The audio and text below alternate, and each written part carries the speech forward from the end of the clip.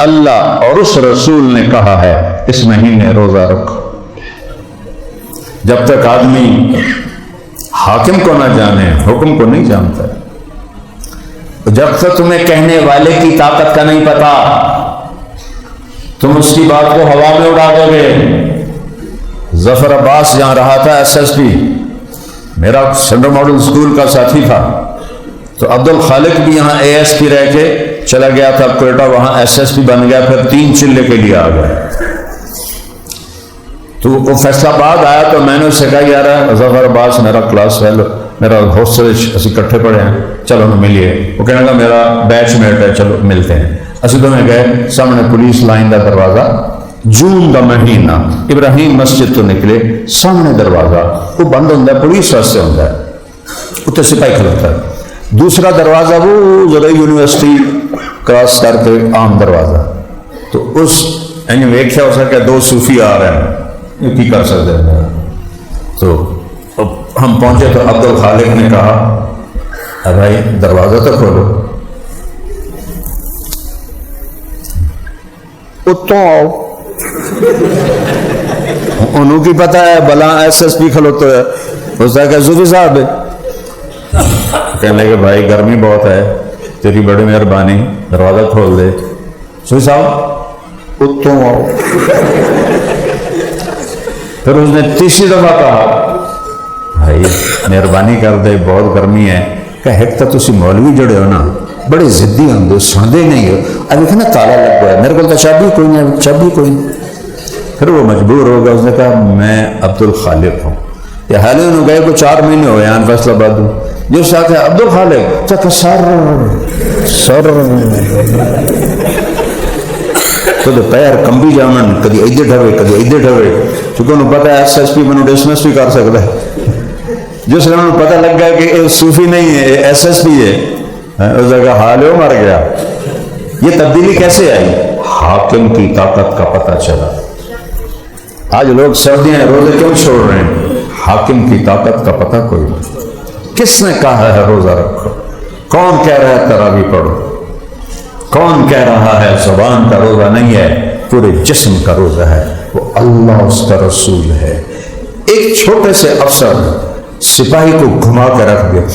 میں اس دن یہ سبق سیکھیا، میں کسی کتاب میں نہیں پڑھا، اس دن میں یہ سبق سیکھیا کہ جب تک حاکم کی طاقت کا پتہ نہ ہو حکم کی طاقت کچھ بھی نہیں ہوتی۔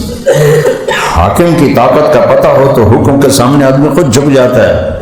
آج کتنے فیصد لوگ ہیں روزہ نہیں رکھ رہے ہیں، کوئی وجہ کوئی نہیں، ایویں چھڑی جاتی، پیاس لگنے کی، بھوک لگنے کی، تو جہنم کی پیاس سے اللہ بچائے گا، جہنم کی بھوک سے اللہ بچائے گا۔ جنت کے 8 دروازے ہیں، ایک دروازے کا نام ہے باب الریان، وہ صرف روزہ رکھنے والوں کے لیے ہے، اس میں روزہ رکھنے والے داخل ہوں گے۔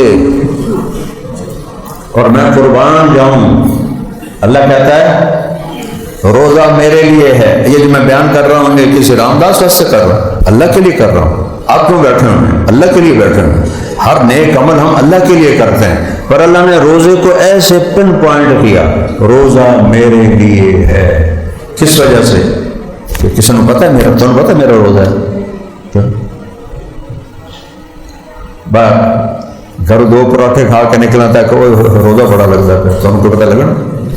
اللہ کہتا ہے روزہ میرے لیے ہے، پھر کسی کو نہیں پتا کہ میرے لیے بھوکا بیٹھا ہے، میرے لیے پیاسا بیٹھا ہے، تو میں کیا کروں گا؟ ہر نیکی کا بدلہ جنت ہے، اور روزے کا بدلہ تمہارا رب خود ہے، وَأَنَا أُجْزَىٰ بِهِ، میں تینوں مل جاؤں گا۔ اللہ مل گیا تو پیچھے کچھ رہ گیا، سب کچھ مل گیا۔ ہارون رشید کی 3000 ماشاءاللہ باندیاں ہیں، تو ایک ساملی جی ہیں انہوں نے بڑا پیار ہو گئے، باقی باندیاں نوں حسد ہو گئے تھے، تو یہ کی کریں دا ہارون رشید ایڈے حسن دے ہیرے تے ساملی جی یہ طواف کردا ہے۔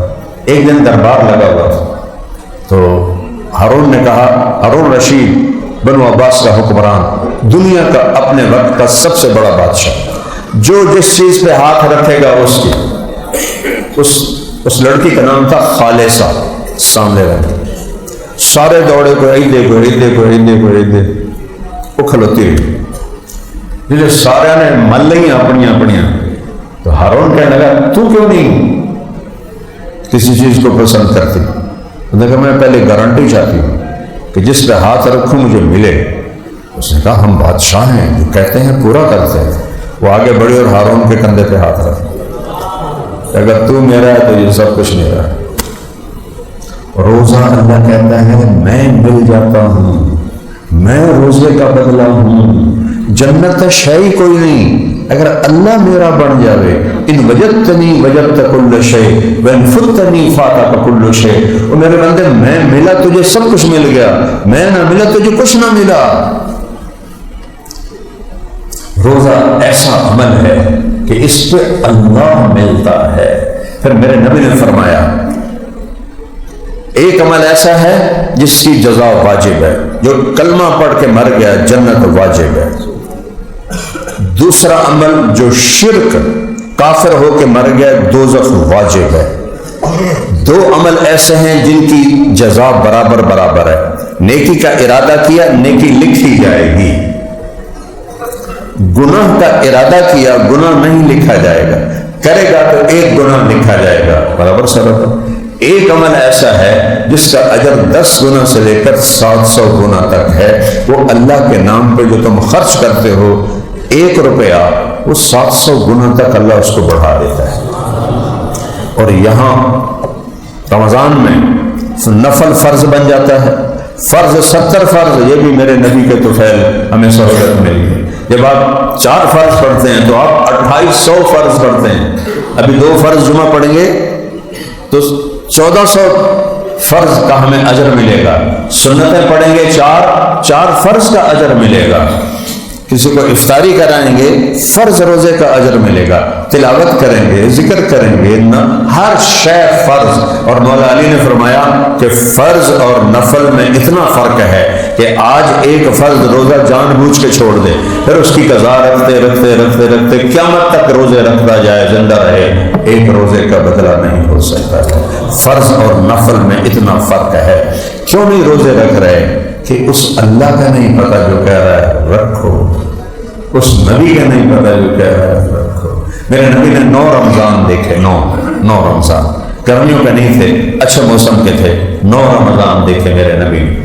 اور آپ کی عادت تھی افطاری جلدی کرتے تھے، سحری دیر سے کرتے تھے، اور آپ نے 3 رات تراویح پڑھی، پھر اس کے بعد چھوڑ دی کہ امت پہ فرض نہ ہو جائے۔ حضرت عمر نے 20 پہ جمع کیا، یہ نفل نماز ہے، 20 پڑھو 8 پڑھو، تمہارا اجر گھٹتا بڑھتا رہے گا۔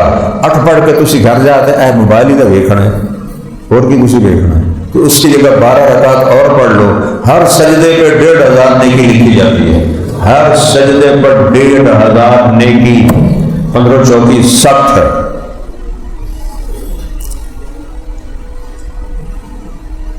60,000 نیکیاں لے کے جاتے ہو، 7 وتر پڑھتے ہو، 3 6 سجدے ہو، 12 شک 7200 نیکیاں ہو، کتنی کمائی لے کے جا رہے ہو؟ یہ مدرسہ ہماری شاخ ہے، میں اتنے بار ایک بورڈ لگوا دے وہاں جڑا ایتھے آ کے تراویح پڑھے گا ان 1500 چھوڑ 150 روپیہ ہر سجدے کا دیتا جائے گا۔ ایتھے سارا شاہکوٹ سوٹے لے کے آ جائے گا، نال دادے دادیاں نے اونچا کے لیا گا، اتنے پردہ کراؤ، ساریاں دادیاں بھی آ گئی ہیں، نانیاں دادیاں تو لڑائیاں شروع ہو جان گیا۔ میرا نبی کہہ رہا ہے 1500 نیکی ہر سجدے پر۔ کیوں نہیں پڑھ رہے؟ کہنے والے کا نہیں پتا، کہنے والے کا نہیں پتا۔ دکان پہ کتنا تھکتے ہیں، کام میں کتنا تھکتے ہیں، وہ تھکاوٹ برداشت ہے، یہ برداشت نہیں۔ تو 1.25 گھنٹے میں سارا کام ہو جاتا، 1.25 گھنٹے میں ساری تراویحیں ختم ہو جاتی ہیں۔ اللہ کے واسطے یہ رات کا قیام ہے، اسے نہ چھوڑو۔ اللہ نے کہا، اور روزہ میرے رب نے اس امت پہ کرم کیا۔ رمضان کیوں کہتے ہیں روزے کے مہینے؟ کبھی خیال ہے رمضان کیوں کہتے ہیں؟ عربی زبان میں کوئی فالتو لفظ نہیں ہے، اور وہ پانی شانی کا لیاؤ، یہ شانی ساڑی تھوڑی پنجابی ہے، اردو ہے، عربی میں ایسا کوئی لفظ نہیں۔ روٹی روٹی چائے وائے کھانا وانا یہ سب فضولیات لفظ باقی زبان میں، عربی زبان میں ایک لفظ ایسا ہے، سب بامانہ لفظ ہے۔ تو میرا رب میرا رسول، وہ مل کر کہہ رہے ہیں وہ پڑھو پڑھو، جتنا پڑھو گے اتنا نفع اٹھاؤ گے نا. تو 20 پڑھو گے تو کوئی قیامت تو نہیں آ جائے گی، 8 پڑھو گے تو گناہ کوئی نہیں، گھاٹا پڑ جائے گا. سال کے بعد ایک دفعہ. تو میرے رب نے رات کا قیام پہلی امتوں پہ اللہ نے روزے کو فرض کیا. سحری افطاری سے افطاری، افطاری سے افطاری 24 گھنٹے کا روزہ. ہمارے لیے سحری بھی افطاری بھی، سحری بھی افطاری. ان کی تراویح نہیں تھی، ہماری تراویح ہے. ان کی باجماعت نماز نہیں تھی، ہماری باجماعت نماز ہے. ان کی 2 نمازیں تھیں، فجر کی 2 رکعت، عصر کی 2 رکعت. اس میں رکوع کوئی نہیں. ورقی مراکین حضرت مریم کے بارے میں آتا قرآن میں، وہ ہے لغوی جھک جانا. یہ رکوع نہیں جو ہمارا نماز میں آتا ہے. ہماری نماز قیام، پھر رکوع سے کھڑے ہونا اور پھر 2 سجدے. تو رمضان اور روزہ، اس میں اللہ نے مناسبت یہ رکھی ہے. رمضان کا مطلب ہے جل جانا. کیا مطلب ہے بولو؟ اچھا، تو جل جانا اور روزے کا کیا تعلق ہے؟ جب کوئی بندہ بندی روزہ رکھتا ہے تو یہاں پیاس، اب میرا یہ جگہ جل رہی ہے اور بیان میں پانی پیتا ہوں مستقل، تو یہ جگہ بھی جل رہی ہے.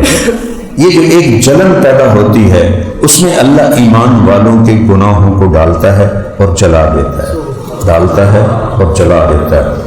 پورے 365 دنوں کے گناہ ایک ایک روزے کے ساتھ جلاتے جلاتے جلاتے جلاتے جب 29 روزے پر آتا ہے تو سارے گناہ اللہ مٹا دیتا ہے. اچھا، ایک اور مزے کو سن.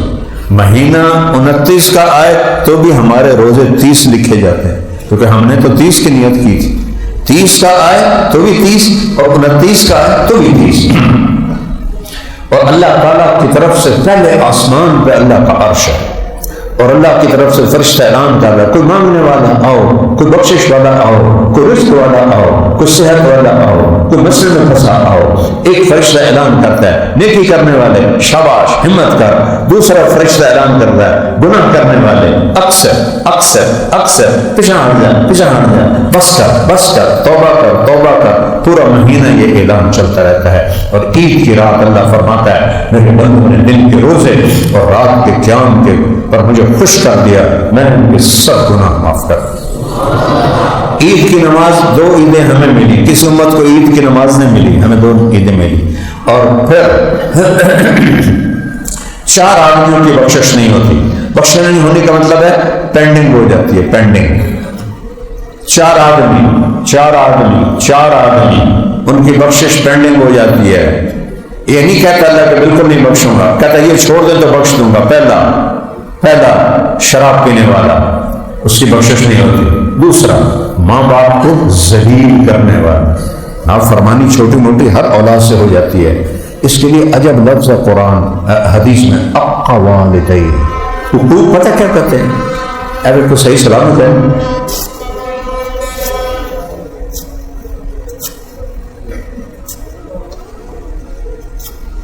ان کو جوڑ کے دکھا سکتا بولو. جو اولاد ماں باپ کے دل کو ایسے ٹوٹے ٹوٹے کر دے ان کی بخشش نہیں ہوتی. چھوٹی موٹی ہاں ہر اولاد سے ہو جاتی ہے، لیکن جو ماں باپ کو ایسے کر دو ان کو اولاد.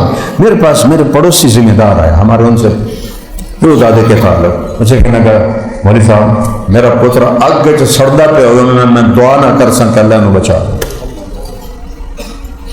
اگ سڑدا پہ ہوگا، میں دیکھ رہا ہوں، میں نہیں دعا کرنے پہ اللہ سے بچا ہے جگہ اس نے ماں باپ کو یہاں تک پہنچایا.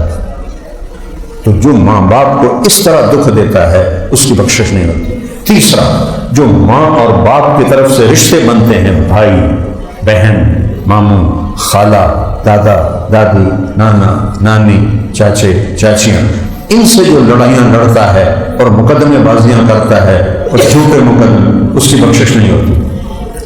چوتھا، جو کسی کے لیے نفرت پال کے رکھتا اور دل کو صاف نہیں کرتا، اس کی بخشش نہیں ہوتی. اگر یہ توبہ کر لیں سب معاف ہے. اللہ تو چاہتا ہی ہے میں معاف کروں. تو بھائی اگر کسی کے دل میں ایسی باتیں ہیں توبہ کر لیں، اگر آپ کسی سے لڑے ہوئے ہیں صلح کر لیں، معاف کر لیں، معافی مانگ لیں۔ جو معافی مانگتا ہے نا، اللہ کا تو نے معافی مانگی نا، چل